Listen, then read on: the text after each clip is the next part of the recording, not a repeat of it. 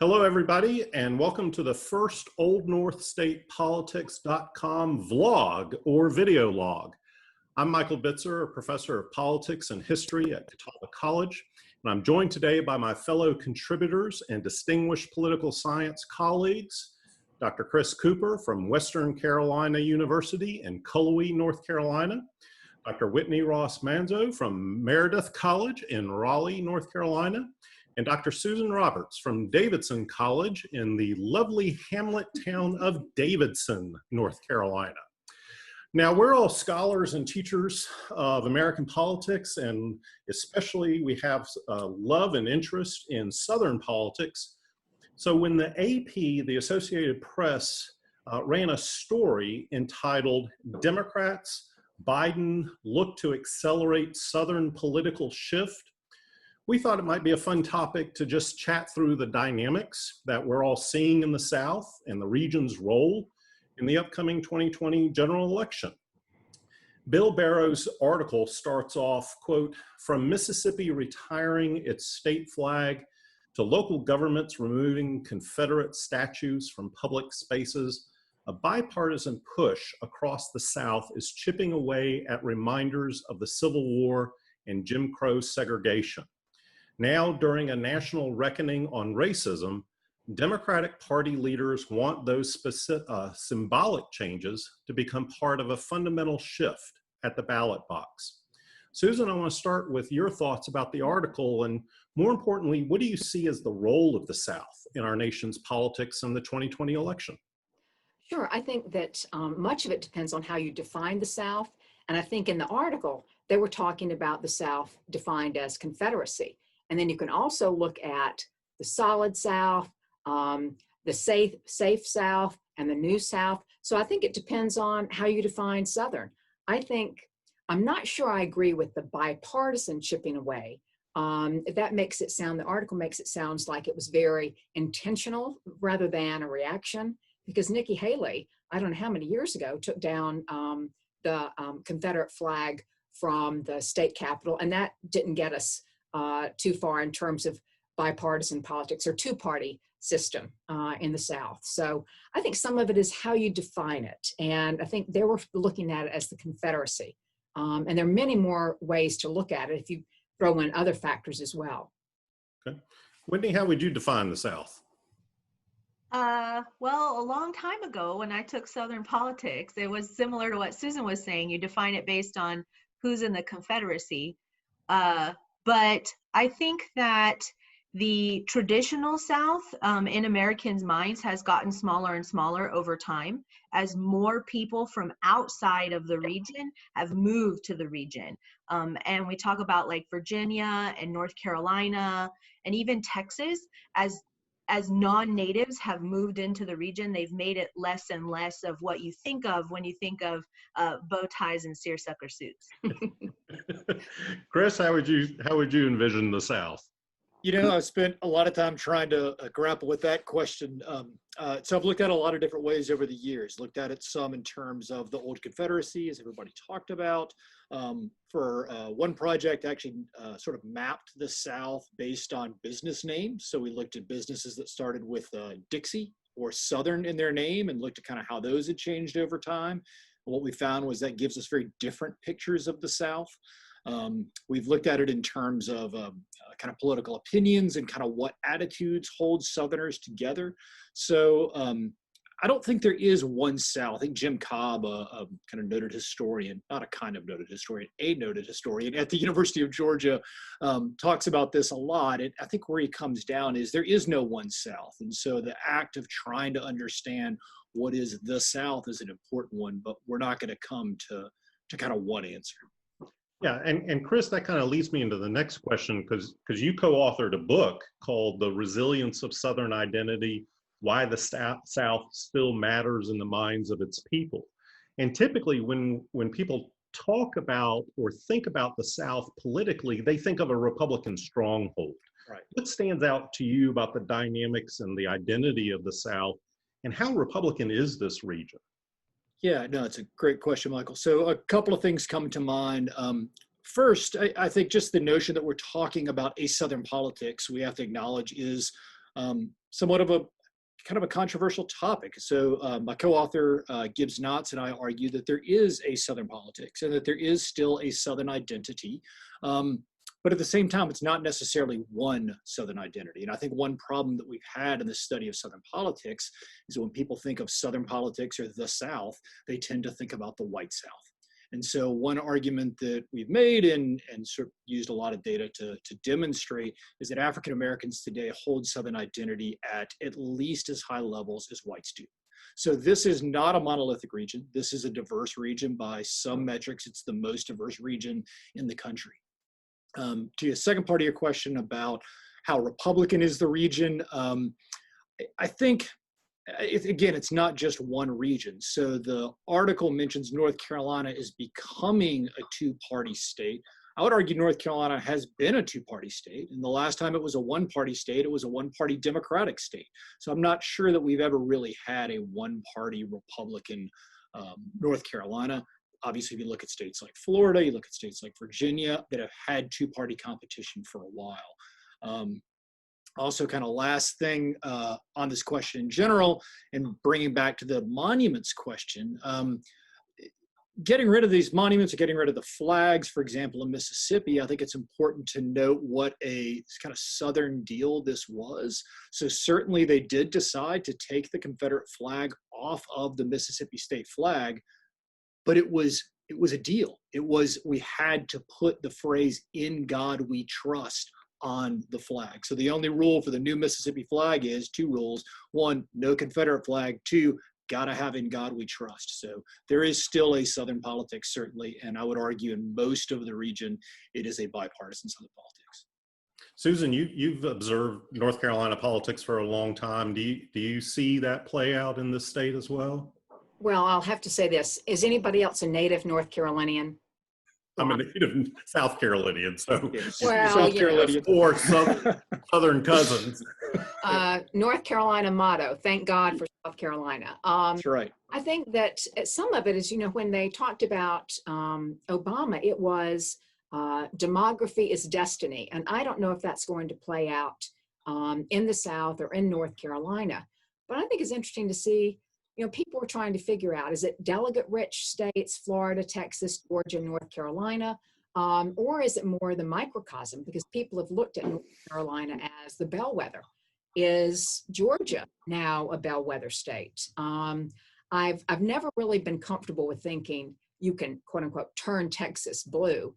But as you were talking about North Carolina being a two-party state, someone used to always say, it's a one-party state. If you'll know if it's a two-party state, if you go down to the sheriff's office and it's held by that party. So if the Republican sheriffs are there, that may mean that it's a two-party state or one-party state. I mean, which way you look at it. But I think that as you've talked about, who's moving into the state? Does it look like it used to look? And I would say no, and especially native North Carolinians are outnumbered by in-migration. Is that not true? Whitney, you want to take that one? I think it is. And I'm a non-native North Carolinian. I came from Texas. So I know a lot about the dynamics of that state too, from years of teaching Texas politics. And as a native Texan, I can say that while it looks on the outside to be very much a one-party state, the power triangle of Dallas, Houston, and Austin, all of those cities are dominated by Democrats. If you include San Antonio in that, then it's even more Democratic. And so while the Texas state legislature is quite Republican, and all of the statewide elected offices have been Republican since the early 1990s, I think that the thing we have to pay attention to in Texas is that the big cities where everyone's moving to are stronger and stronger blue. And then also the largest single demographic in Texas is Hispanics under the age of 18. So as those people who have been born in the country move into voting age, I think Texas becomes interesting. I agree with Susan. It's not going to be anytime soon. I think it'll be a while. I don't think 2020 is the year. But I think Texas becomes interesting for that regard because of its sheer number of electoral votes. Similar for where I'm really interested in watching this election season actually is Florida, and seeing the impact of all of the Puerto Ricans that have moved there after Hurricane Maria, and seeing how that plays into Florida's large number of electoral votes.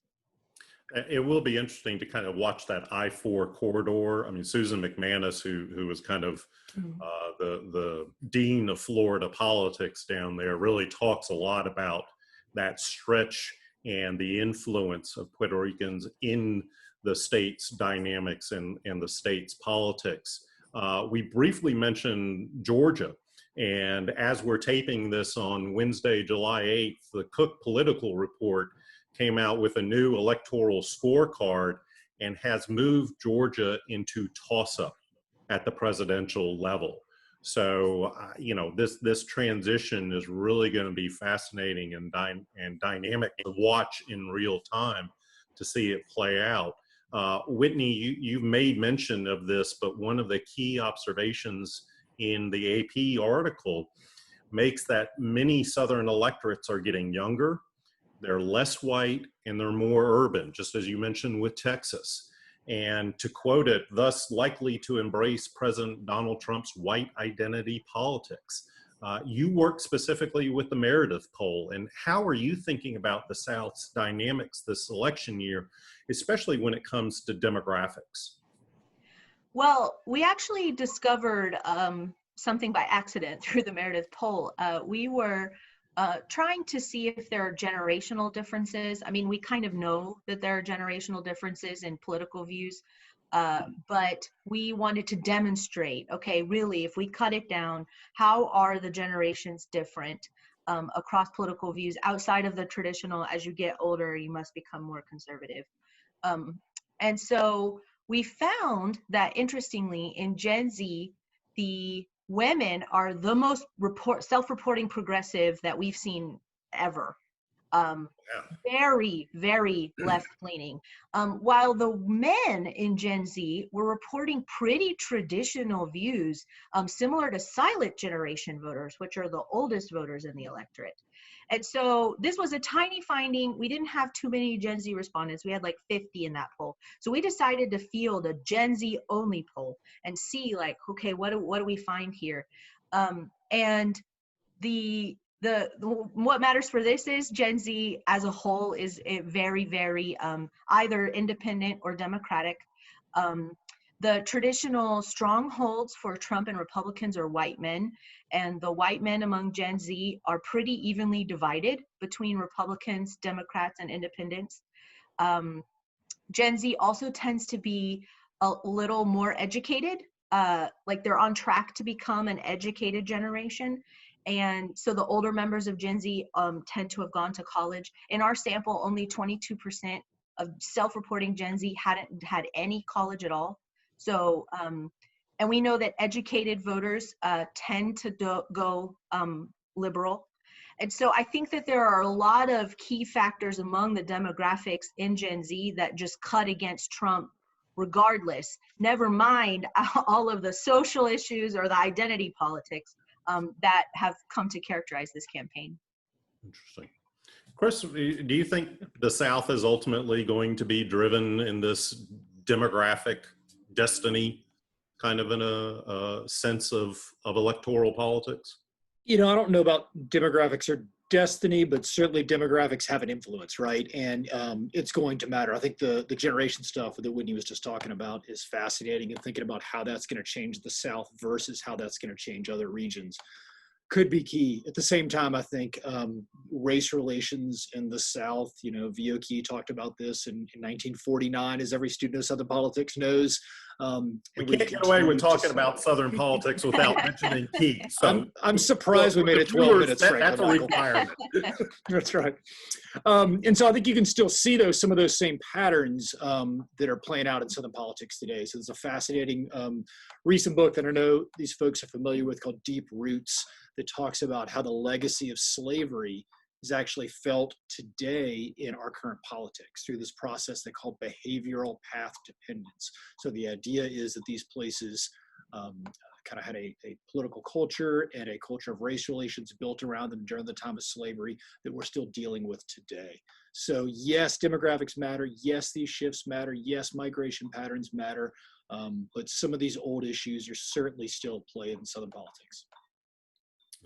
One thing I might add is that we haven't talked about the context, and that is some of the things that we're seeing in terms of coronavirus, Confederate statues, systemic racism, and even, voter access / suppression. These things to me seem kind of amplified in the South, and they may have an undue impact on Southern politics in 2020. Yeah, I think that there's so much to try and unpack with the 2020 election that we'll be studying this for years to really be thinking about how is this region shifting? Is it still a coherent region, or are there dynamics at play that may be kind of breaking the region into different components? Chris and I were at a recent conference this past spring, the Citadel Symposium on Southern Politics. And one of the deans of those who study Southern politics, Dr. Charles Bullock at UGA, started a conversation amongst us who study Southern politics to think about the two Souths. One South that is really growing in nature, and the other South that's kind of stagnant in nature. And he points to states like the Carolinas, Virginia, Florida, Georgia, Texas, all that have seen not just significant population increases, but also economics playing a role in their states' economies, versus states that aren't growing as fast, what he would label stagnant South, the Arkansas, the Alabamas, Mississippi, Louisiana, Tennessee. They're not growing as much, and they're not as politically competitive, and they are very much more Republican. And so if you look at these Southern battleground states, Georgia, the Carolinas, particularly North Carolina, I'm not sure South Carolina is necessarily going to be a battleground unless the U.S. Senate race down there really makes it competitive.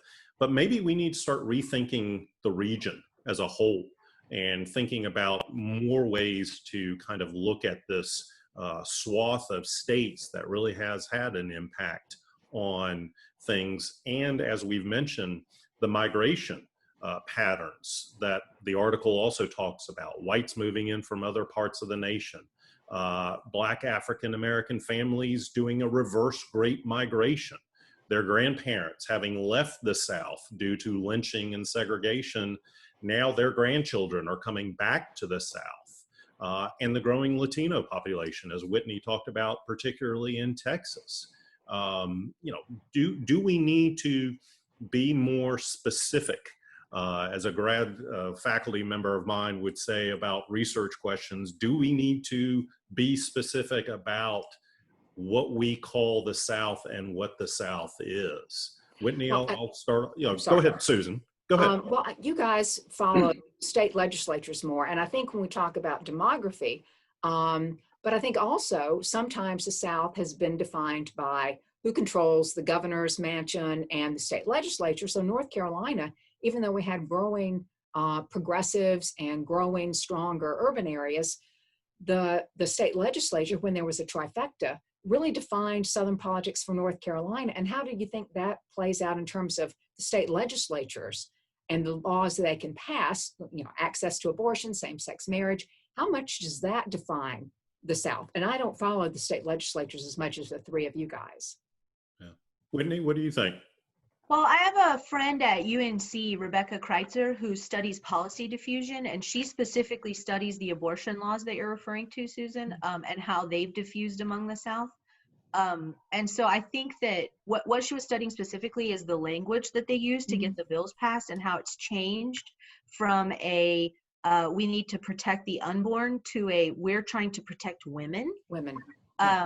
And that's where all of the admitting privileges laws come from, and the width of the hallway and all of that stuff that the Supreme Court said recently.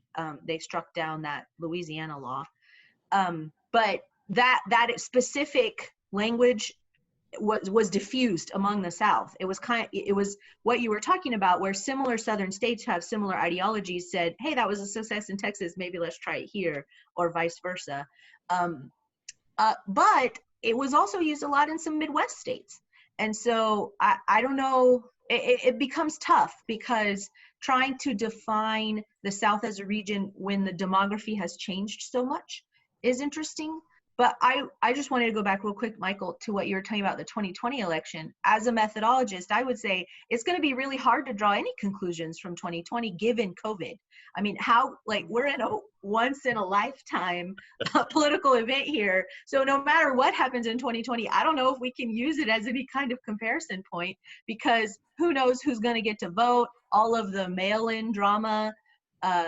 I mean, it seems to me like this will be a standout election that lots of books are written about, and then you can't use it for any comparison purposes. I just want to stress, this is once in a lifetime.